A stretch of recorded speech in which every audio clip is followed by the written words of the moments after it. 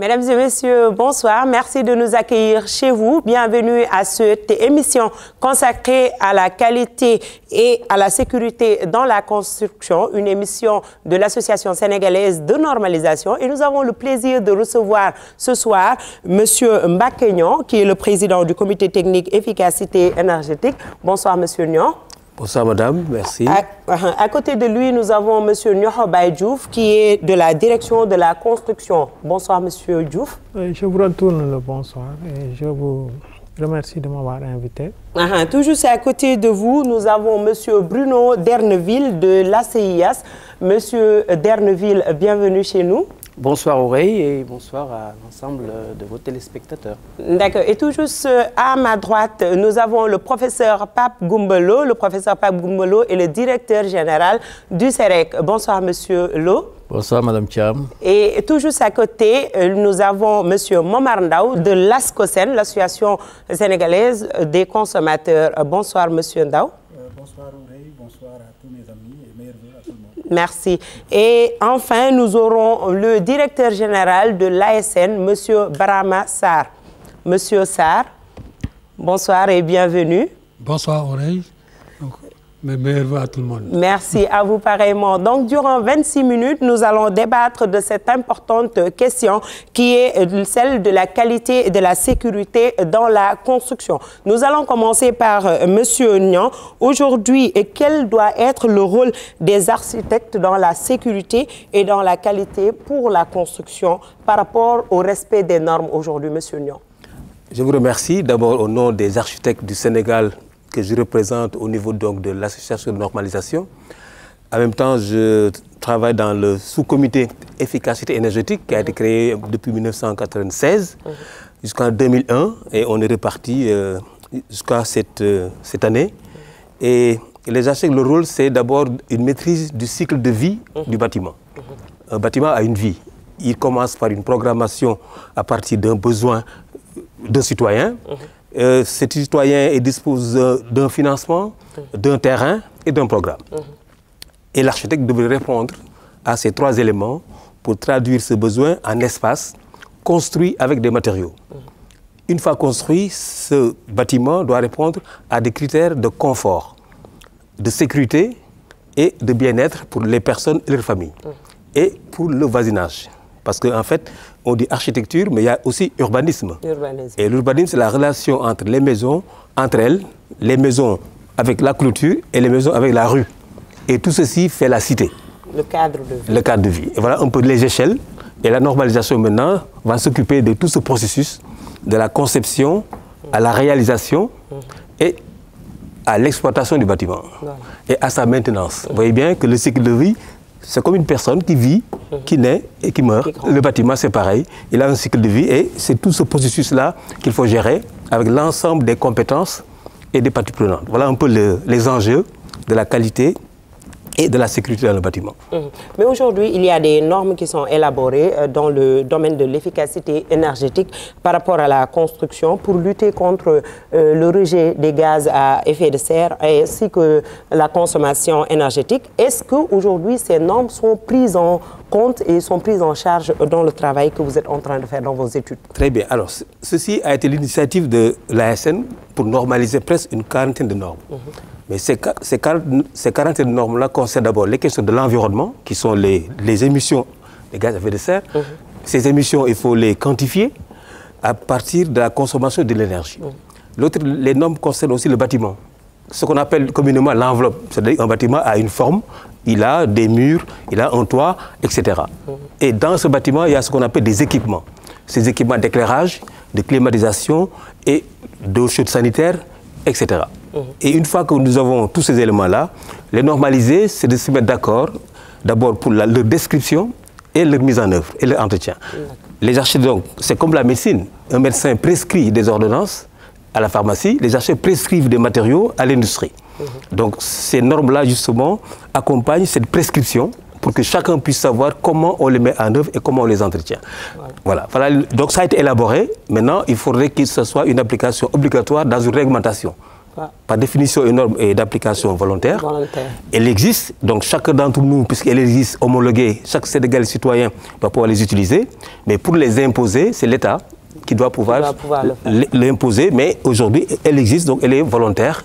Et justement, l'ASN fait de la promotion pour que les gens les connaissent et pour les utiliser. Justement, nous nous tournons vers le directeur général de l'ASN, M. Sarr.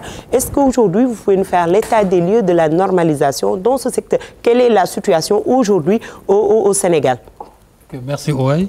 Au niveau de la normalisation dans le secteur du bâtiment génie civil travaux publics, nous avons à l'heure actuelle 94 normes sénégalaises qui ont été élaborées par un comité technique qui rassemble l'ensemble des parties prenantes. Administration, fabricants de matériaux, laboratoires, associations de consommateurs, bureaux de contrôle. Et ces normes se répartissent comme suit. Il y en a 16 pour les dessins d'architecture bâtiment génie civil, parce que les dessins techniques sont normalisés.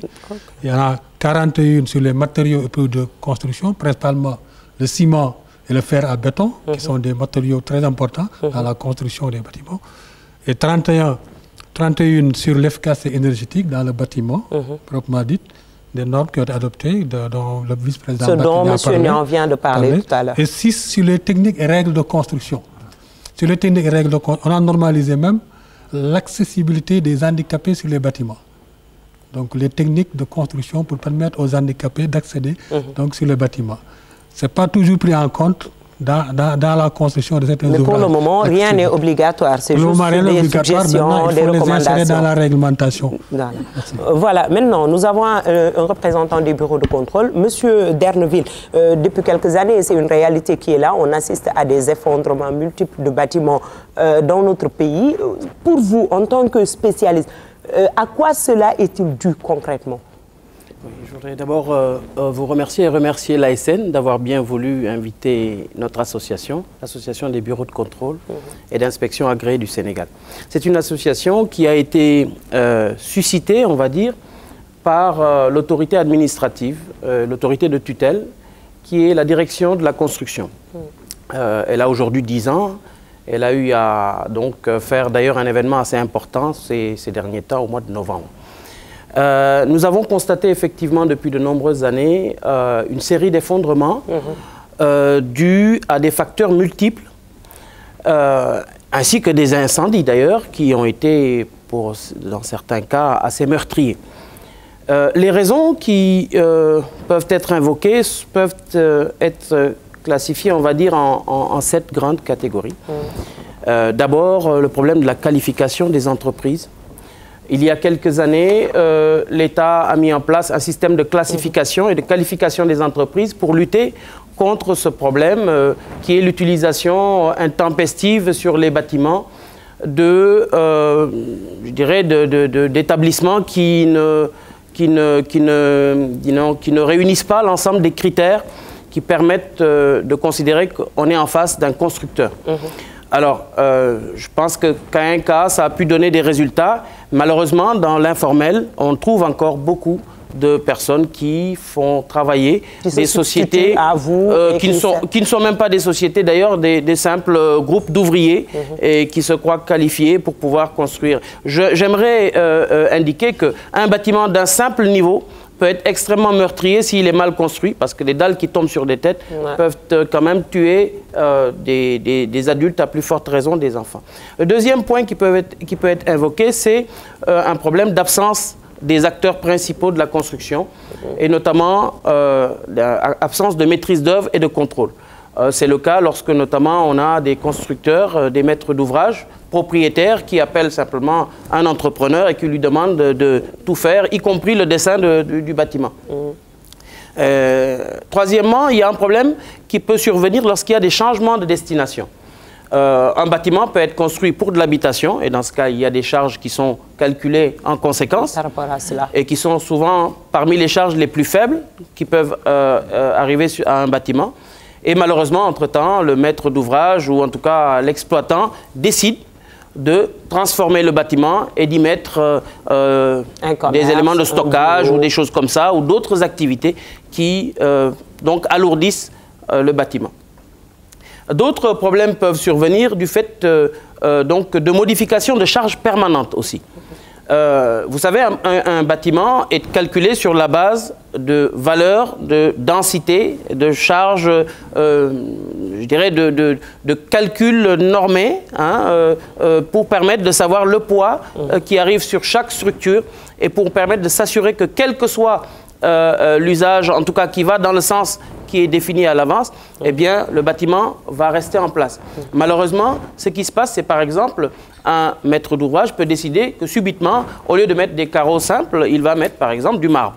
Vous savez que dans ces cas-là, les charges sont très différentes entre le poids du marbre et le poids d'un carrelage simple. Le produit utilisé est très important. Exactement. Je crois que même l'UMOA a mis en place des réglementations par rapport au fer, au béton qui doivent être utilisés par rapport à cela. Tout à fait. Alors, lorsqu'on y ajoute des revêtements de façade qui peuvent être lourds, des revêtements qui étaient supposés être peut-être un enduit, on le transforme en carrelage, voire même en marbre. Tout cela, c'est des éléments qui viennent alourdir le bâtiment. Lorsque ce n'est pas prévu par les calculs, ça peut poser des problèmes. Un des points importants également, c'est le cas de la vétusté des bâtiments. Lorsqu'on va du côté de Parcelles Assainies et des quartiers de ce genre, nous avons des constructions qui ont vieilli très vite parfois parce qu'on a utilisé du sable qui n'est pas un sable adapté. C'est un sable qui va être salin et qui va avoir tendance à rouiller plus rapidement les aciers.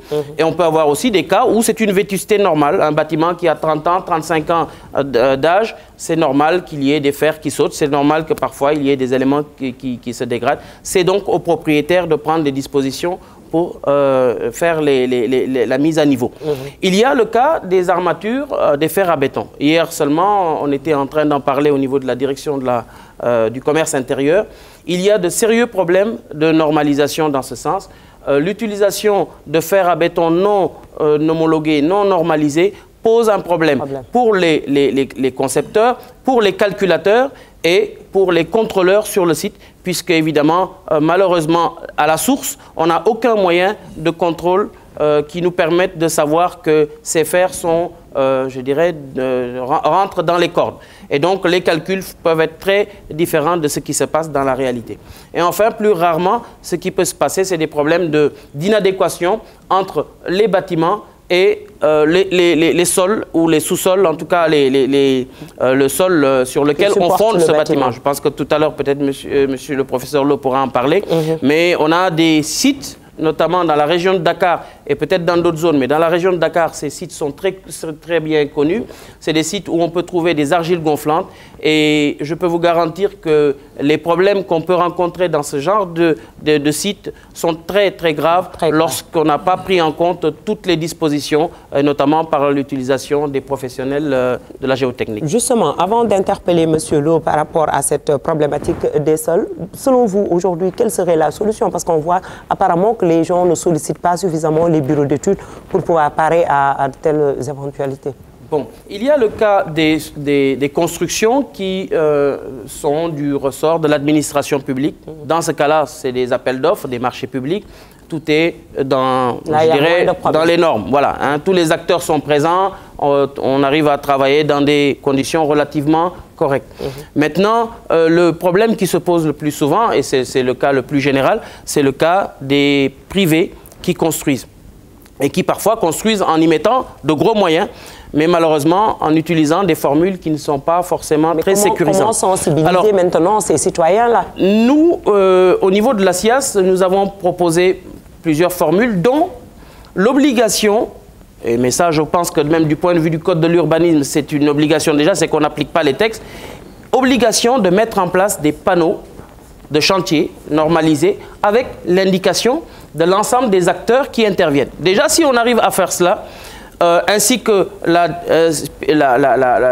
précision sur le type d'ouvrage, le nombre de niveaux, etc., lorsqu'on a cela, tout passant peut se rendre compte si effectivement les acteurs sont présents ou s'il y a eu des modifications entre ce qui était prévu dans le permis de construire et ce qui est en cours de réalisation. Et à ce moment-là, il est fortement conseillé aux personnes, aux citoyens, mais de faire de la délation, parce que là, il y va de la sécurité de gens qui vivent dans ces bâtiments. Je voudrais également en profiter de l'occasion pour rappeler que l'État doit tout faire pour remettre en place la ligne téléphonique gratuite qui permet aux uns et aux autres d'appeler lorsqu'il y a donc constat de dérive ici ou là. Voilà, donc voilà, professeur Pape Goumbalo, il vient d'en parler par rapport à cette qualité des matériaux, qualité du sol. Est-ce qu'aujourd'hui le CEREC, vos laboratoires sont interpellés, souvent sollicités par rapport à ces problématiques-là? Effectivement, merci madame. Le CEREC, qui est le laboratoire national des travaux et du bâtiment, est sollicité, mais pas par tous. L'État, en général, dans le cadre de la mise en œuvre des grands projets de l'État, le CEREC, il est sollicité. Mais la plupart du temps, les privés ne savent pas que n'importe quel sol ne prend pas n'importe quel bâtiment.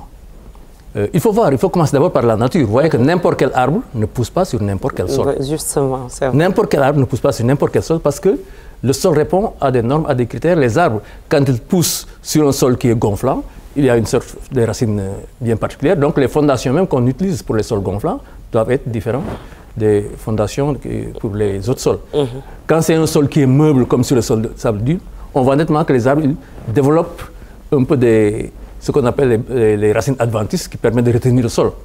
Donc il faudrait que ce truc naturel-là, cette observation naturelle puisse servir même aux architectes. Et les ingénieurs le connaissent très bien. Mais ici, on pense que on prend n'importe quel bâtiment, on peut le mettre sur n'importe quel sol. On peut l'installer n'importe où. Je vois même des collègues qui viennent d'Europe, qui amènent une architecture bien précise qui est valable au Canada ou ailleurs, et qui disent, bon, je vais mettre ça à Diamniadio ou à Kopentoum ou ailleurs, parce que tout simplement, à ma maison, je veux que ça. Il faut que les gens sachent d'abord que le premier élément de qualité, de sécurité, c'est le sol. Le sol, quand il est bien connu, on peut mettre des fondations adaptées, viennent après les matériaux. Parce que là aussi,